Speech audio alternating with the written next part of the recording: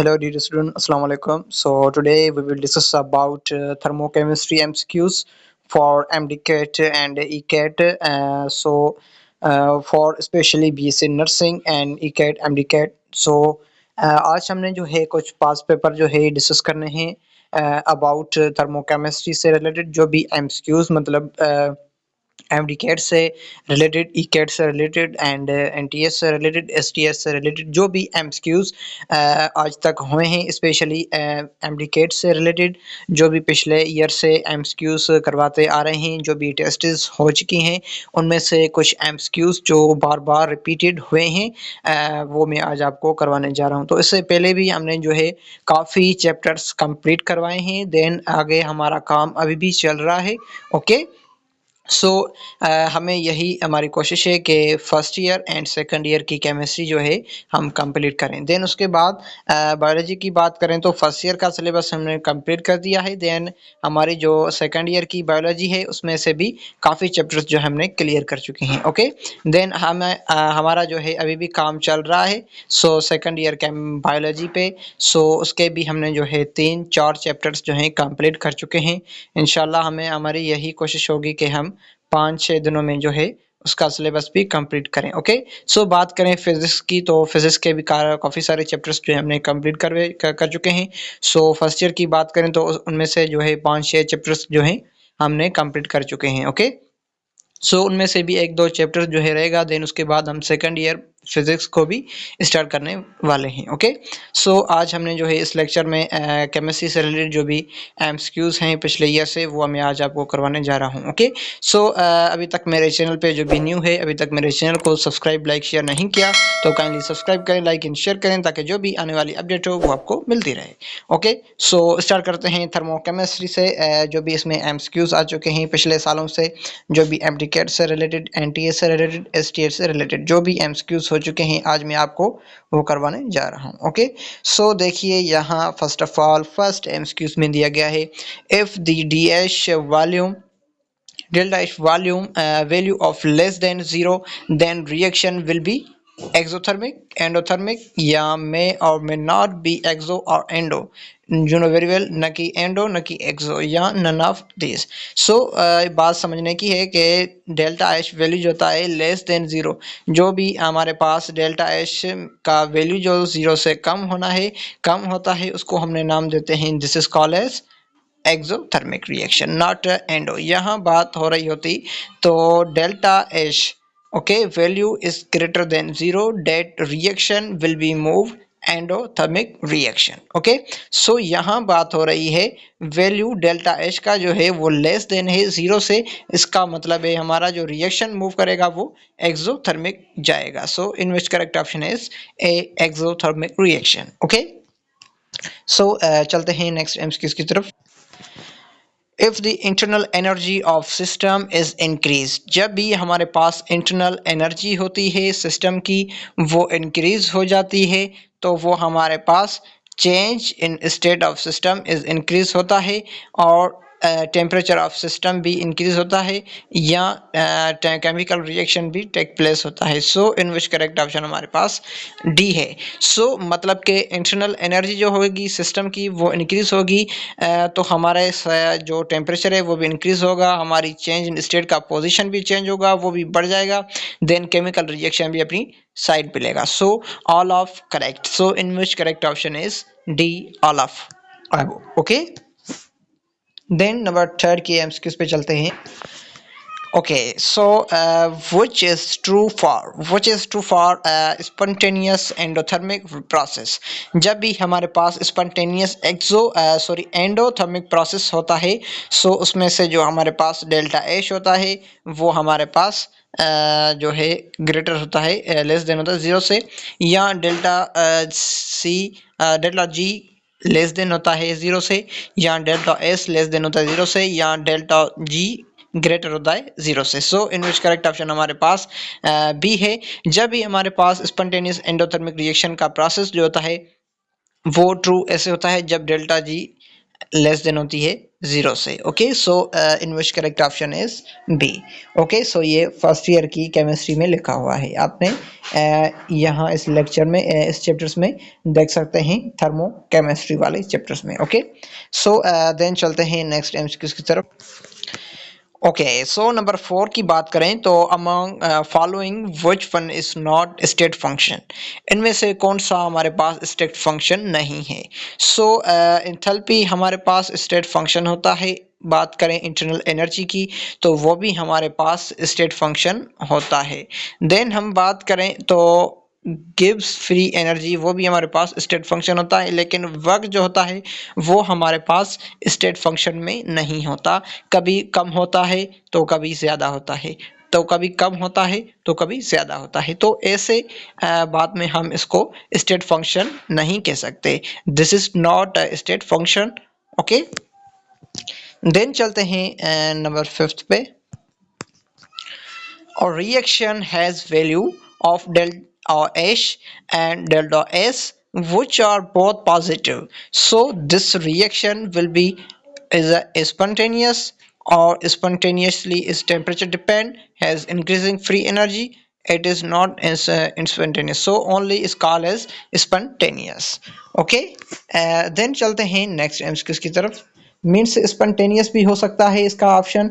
Then हम बात करें सी की तो it has increase free energy भी इसकी हो सकती है। सो इसका जो मेन जो एक्यूरेट करेक्ट आंसर जो लगता है वो हमें ये लगता है, this is called as is a spontaneous. Okay, then चलते हैं नंबर 6 एमसीक्यूज की तरफ। ओके, नंबर 6 की बात करें तो dash is study about energy of a chemical system. So in which correct option is A thermochemistry, not a thermodynamics, not a thermokinetics or sociometry, stoichiometry, only a thermochemistry। Then चलते हैं number 7 पे। The environment in which system is studied, so इनमें से कौन से environment की system की हम study करते हैं। So this is called as state function, face, surrounding और स्टेट। सो जो भी हमारे पास एक सराउंडिंग होती है उसमें हमारा एनवायरनमेंट का सिस्टम होता है। सिस्टम के सराउंडिंग क्या होता है, हमारा अंडर दी सिस्टम होता है। सिस्टम के बाहर वाला हिस्सा जो होता है वो उसको हमने सराउंडिंग कहते हैं, ये आपने पढ़ा होगा। Okay, surrounding system and other और एक ब्रांच है। Okay, surrounding system and environment. Okay, so number 8 की बात करें तो unit of heat in SI system. So आप सभी जानते होंगे हीट का जो हमारे पास एसआई सिस्टम होता है, यूनिट होता है वो हमारे पास जूल होता है। Not kilocalorie, not calorie, not GC. Okay, so only correct option is A joule. Then चलते हैं नंबर 9 पे। Anything which depends upon the initial and final state of system. So anything which depends upon the initial and final state of system is known as, so environment, surrounding, state function या enthalpy. So anything जो होती है वो depend करती है हमारे initial and final state पे। सो उसको हमने नाम दिया, this is called as state function. Not a surrounding, not a environment, not a enthalpy, only state function. Okay, then चलते हैं नंबर 10 पे। Okay, the overall total energy of system is potential energy plus kinetic energy. This is correct option. Not a potential and heat energy, not a kinetic energy plus heat energy, not a potential energy plus mechanical energy. So only overall total energy of system is potential energy plus kinetic energy. Okay, then चलते हैं next MCQ की तरफ। Okay, सो 11th में कह रहे हैं कि mathematically form first law of thermodynamics is you know very well. So first law हम मैथमेटिकली जो शो करते हैं फर्स्ट लॉ को thermodynamically. So delta E is equal to Q plus W is a correct option. Okay, for mathematically. Okay, not other. Then चलते हैं next MCQs की तरफ। Reaction in which heat evolve is called. जब भी हमने पढ़ा है, जब भी हीट का एब्जॉर्प्शन होता है तो हमें जो है एंडोथर्मिक मिलता है। जब भी हीट का इवॉल्व होना वो हमारे पास एक्सोथर्मिक मिलता है। सो इसलिए हमारे पास जो करेक्ट ऑप्शन होगा वो हमारे पास एक्सो होगा, नॉट एंडो। ओके, देन चलते हैं नंबर 13 पे। Okay, caustic CuSO4 plus zinc sulfide copper is a spontaneous reaction or non-spontaneous reaction और एंडो और एक्सो. सो इन विच हमारे पास जो करेक्ट ऑप्शन होगा वो हमारे पास नॉन स्पॉन्टेनियस रिएक्शन होगा. ओके, देन चलते हैं नेक्स्ट एमसीक्यूज की तरफ. सो आगे बढ़ने से पहले मेरी यही रिक्वेस्ट होगी कि जो भी मतलब कि अभी तक मेरे चैनल पे न्यू है, अभी तक मेरे चैनल को सब्सक्राइब नहीं किया, लाइक एंड शेयर नहीं किया, तो काइंडली सब्सक्राइब करें, लाइक एंड शेयर करें ताकि जो भी आने वाली अपडेट हो वो आपको मिलती रहे. ओके, सो चलते हैं नेक्स्ट एमसीक्यूज की तरफ. State function, the macroscopic property of system depends upon. Okay, so state function जो होता है हमारे पास उसकी macroscopic property जो system की depend करती है path of reaction पे, not इनिशियल पे, फाइनल पे या इनिशियल फाइनल दोनों पे. सो only in which correct option हमारे पास ये होगा, not other. So initial and final state पे दोनों पे डिपेंड करती है हमारी macroscopic property, not microscopic property. So only macroscopic property that depends upon initial state and final state, not only state of initial or final. So only depends upon initial and final state. Okay, so then चलते हैं next MCQs की तरफ. Okay, 15 में कह रहे हैं कि which one of the following is a state function. So इनमें से हमारे पास कौन सा स्टेट फंक्शन होता है. सो आप सभी जानते होंगे कि हमारे पास प्रेशर क्या स्टेट फंक्शन होता है. यस, हम बात करें टेम्परेचर की तो ये इससे हमारे पास स्टेट फंक्शन होता है. यस, हमारे पास एंथैल्पी स्टेट फंक्शन होता है. Yes sir, all of this no, this is in which correct option हमारे पास ये कौन सा है.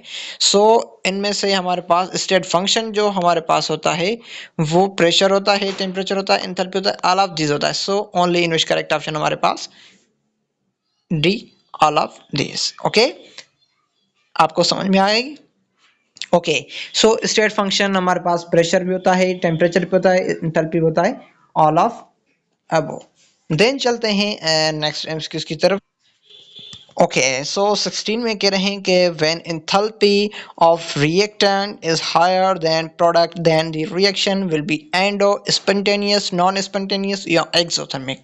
सो फर्स्ट ऑफ ऑल तो आपको ये बात समझनी होगी कि एंथैल्पी ऑफ रिएक्टेंट जो होता है वो ज़्यादा हो रहा है देन प्रोडक्ट से. सो रिएक्टेंट ज़्यादा हो रहा है तो इसका मतलब कि रिएक्शन यहाँ एक्सो पे जा रहा है, नॉट एंडो. ओके, जब हमारी बात enthalpy of reactant is less than product यहाँ जा रहा होता तो हमारे पास एंडोथर्मिक होता है.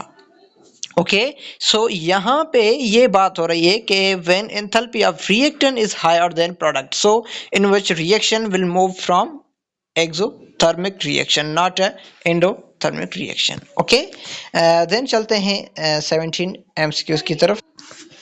Okay, so enthalpy 17 में enthalpy of reaction can be measured by gloss calorimeter, manometer, barometer, thermometer. So thermometer जो होता है वो हमारे पास हीट को मेयर करता है.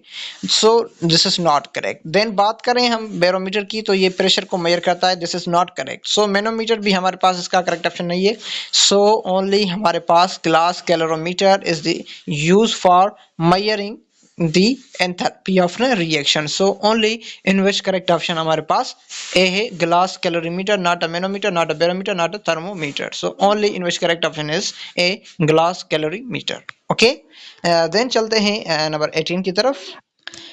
ओके, सो 18 में कह रहे हैं कि enthalpy of combustion for food, fuel and other compounds can be measured accordingly by glass में calorimeter, bomb calorimeter, thermometer or manometer. So not a manometer, not a thermometer, only bomb calorimeter is the measuring of accurately fuel and other compounds. Okay, so in which correct option हमारे पास क्या हो गया, इसका bomb calorimeter हो गया. Then चलते हैं 19 की तरफ. ओके, सो 19 में कह रहे हैं कि most of the thermodynamics parameters or system surrounding phase state function. So most of the thermodynamics जो होते हैं वो parameters हमारे पास state function में होते हैं, not a system में होते हैं, not a surrounding होते हैं, not a phase होते हैं. So only most of the thermodynamics parameters जो होते हैं वो हमारे पास state function में ही होते हैं. Okay, so आपको कोई भी confusion हो आप मेरे comments में कह सकते हैं. So या मेरे यहाँ डिस्क्रिप्शन में लिंक दी गई है व्हाट्सएप की भी, देन बात करें फेसबुक की भी लिंक दी गई है. सो आप जहां से भी चाहिए वहां से पीडीएफ डाउनलोड कर सकते हैं. ओके, सो मैं लिंक जो है वो व्हाट्सएप पे भी मेरी डिस्क्रिप्शन में दी गई है, देन फेसबुक भी दी गई है. ओके, सो चलते हैं नेक्स्ट एमसीक्यूज की तरफ. ओके, सो 20 की बात करें तो delta H of system. Delta H of a system means heat. Change in heat of system can be calculated by which of the following relationship. So इनमें से हमारे पास जो रिलेशनशिप होगा वो delta equal to delta E के relationship होगा. So in which correct option is B. Then चलते हैं नेक्स्ट एमसीक्यूज की तरफ. Change in enthalpy H of system can be calculated by the which of the following relationship. So इनमें से हमारे पास जो इसका रिलेशनशिप होगा एंथैल्पी का सिस्टम के हिसाब से, सो हमारे पास वो delta H equal to delta E plus delta V होगा. देन बात करें delta H equal delta E delta और minus P V. So in which correct option हमारे पास ए है, delta H equal to delta E plus delta P delta V. Okay, so in which correct option is A. Then चलते हैं 22 की तरफ. 22 में कह रहे हैं कि which of the following is correct equation. इनमें से कौन सी correct equation है. so इनमें से correct equation जो हमारे पास होगी वो delta E less than delta H is a correct option. Okay, not A and B, not C, only B option is correct. Okay, then चलते हैं 23 की तरफ. Two fundamental ways to transfer energy are a pressure and temperature, pressure and volume, heat and work, heat and volume. So fundamental ways जो होते हैं transfer energy वो करते हैं वो हमारे पास प्रेशर एंड वॉल्यूम होते हैं. Okay, not heat and work, not heat and volume, not pressure and temperature. So only pressure and volume. Okay, then चलते हैं नेक्स्ट एमसीक्यूज की तरफ. 24 में कह रहे हैं कि which of the following process has always positive. So hydrogen positive equal to negative ion. So negative formation of compound, combustion and dissolution of ions compound and dilution of a solution. So combustion is a correct option, not a other. Okay, then चलते हैं 25 की तरफ. 25 में कह रहे हैं कि if there is an interconversion of solid and liquid state, then delta V equal to 0, delta H equal to delta E. So in which correct option is B. Okay, then चलते हैं next MCQ की तरफ. 26 में कह रहे हैं कि in order to determine delta H L ability of it an ionic compound which is correct relationship. So इनमें से correct relationship हमारे पास delta HL A double T delta H F into delta H X is a correct option. So इनमें से हमारे पास जो है वो A option correct है, not B और C and D. So only A option में correct लिखा हुआ है. Okay, then चलते हैं next MCQ की तरफ.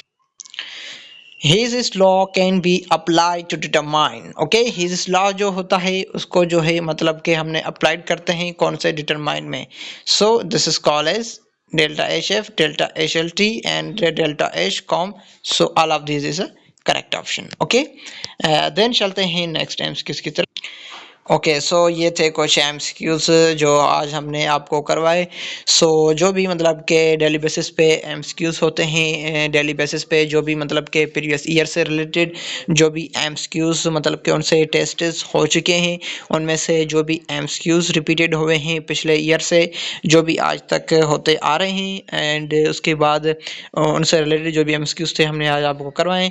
सो अभी तक मेरे चैनल पे जो भी न्यू है, अभी तक मेरे चैनल को सब्सक्राइब लाइक शेयर नहीं किया तो काइंडली सब्सक्राइब करें, लाइक एंड शेयर करें ताकि जो भी आने वाली अपडेट हो वो आपको मिलती रहे. ओके, सो हमने काफ़ी काम जो है कर दिया है। ओके, सो मुझे दीजिए इजाज़त, मिलते हैं नेक्स्ट वीडियो में।